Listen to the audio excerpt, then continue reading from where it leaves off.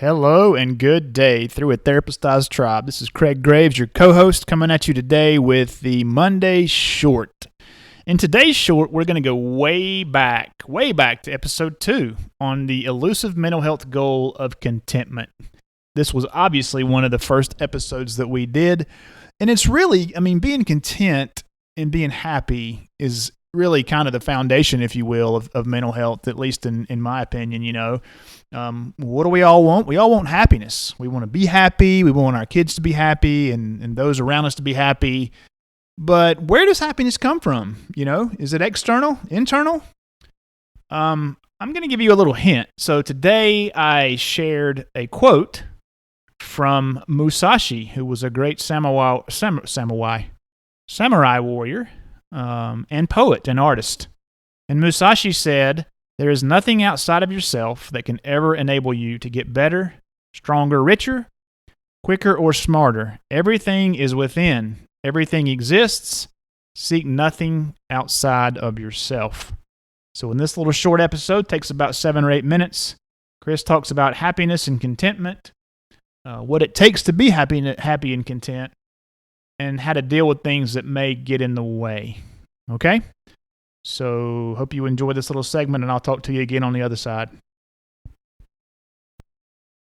So really, if we're talking about being happy and boiling it down to being content and that coming from within, I'll put you on the spot, and I know you can't really give individualized advice at this point on a podcast, but what are some, we talked about some high-level things, I guess, that you can do to be happy. Let's kind of summarize those, or maybe give our listeners something they could at least go talk to their therapist or their professional about in order to overcome some issues they're having if they're not finding contentment or happiness. Yeah, I wanted to begin wrapping up right on these are some of the things we don't want to do, and the negative influences on us. It's being aware of that, and there really are some depth things that we can do, for positive generators of happiness. You think about them. This isn't a complete list, but if you think about things like giving, people talk about that. Man, you don't feel bad when you give freely about something, to something. Yeah. You feel really good about that. Right. Helping. That could be money or time, either one, or all kind. Yeah. Or donating old clothes or whatever. Absolutely. It doesn't have to be money when Chris talks about giving. Absolutely. Thank you for that. Loving other people. Somebody, wrote a book, or I know my pastors talked about, having someone to love and loving somebody. You see some quotes on Facebook all the time that are amazing when it comes to these kind of concepts. Being prideful, feeling good inside about really working towards something and accomplishing it. Praying on alone with yourself. Not so far even as so people can see, but so people can't see it. Overcoming failures, persistent, fighting towards something, a level of persistence, and then again accomplishing it. Working hard. People talk about working hard. My father-in-law, man, he's a hard worker, and I think that helps him to feel good. Exercise. I know you're big on taking care of the physical. Yes. But the thing is, when these things, and you've heard them, nothing there is groundbreaking and earth-shattering, but when you're doing these things, there's a difference here too in external versus internal. If you're giving things to look good, that ain't going to work. Yeah, that's true. I agree with that. If you're trying to accomplish, pride is, feeling good inside about accomplishing something. I don't know if that's really the definition of pride, but if you're trying to look good and look tough and look strong and really show someone else, and pridefulness really can be negative then, right? Yes. So it's funny how, right, if you think about this, maybe the big takeaway is, when you're doing it to prove things or to show things or to look for things from the outside world, have we making a good case yet that doesn't work? Right. Yeah, absolutely. Yeah. When you're doing it inside and you're really doing it. So coming from the heart is what counts. Coming from the heart, feeling it in your gut, knowing, there's a phrase, being comfortable in your own skin. Mm-hmm. Well, that doesn't happen because what somebody else did, or it doesn't happen because of what somebody sees in you. Right. Comfortable in your own skin is, I'm really feel good about myself. Right. I like me, right? I like me. I Yeah. like what I'm doing. I like my direction. I can manage things. I'm hopeful. Being hopeful is a big deal. Yes. So these are all, there's a lot of things that we can get involved in, but let's make them internally strong. Yeah. So that other people can see what we're having. That's kind of what we're striving towards. Yeah. And one thing I might add, and again, I'm no expert, but one thing that's kind of helped me in my life is, and I haven't been as disciplined about this recently as I have been in the past, but when I get up in the morning, I write down 3 things in my journal that I'm grateful for. So a gratitude practice, I think, helps with contentment and happiness. Being grateful for the things that you do have.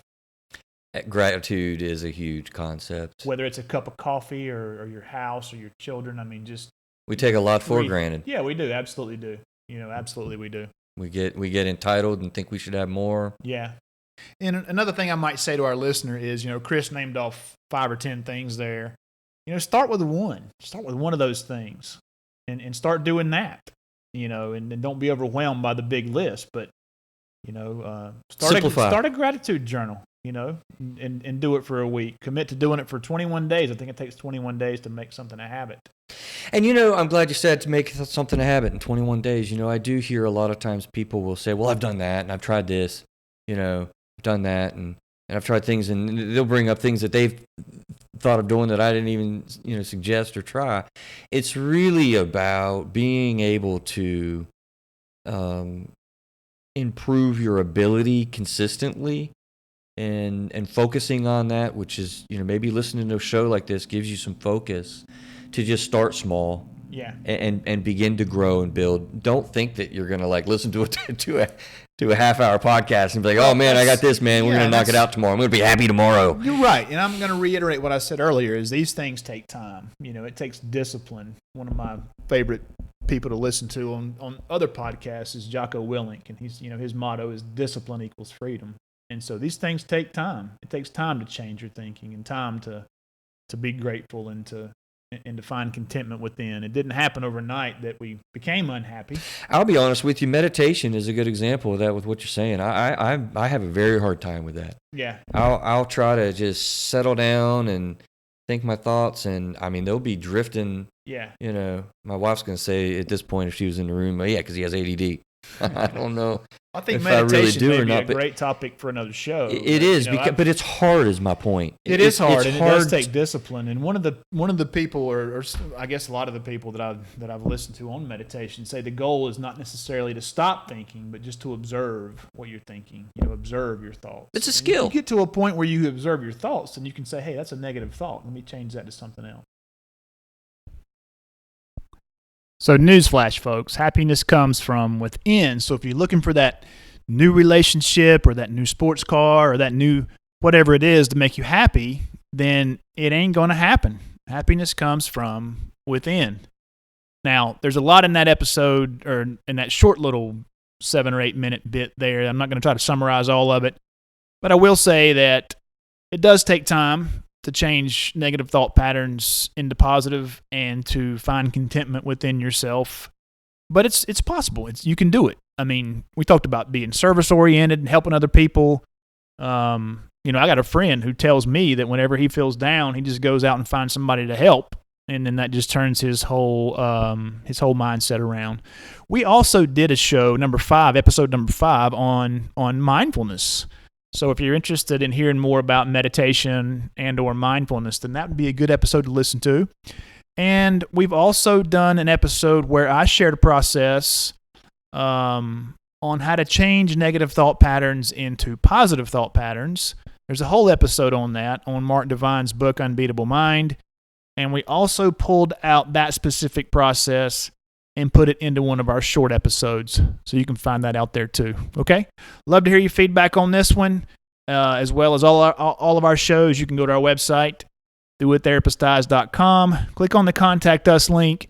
There is a way there to send messages to Chris anonymously, or you can send them directly to him, and he'd probably respond at contact@throughatherapisteyes.com. Contact@throughatherapisteyes.com.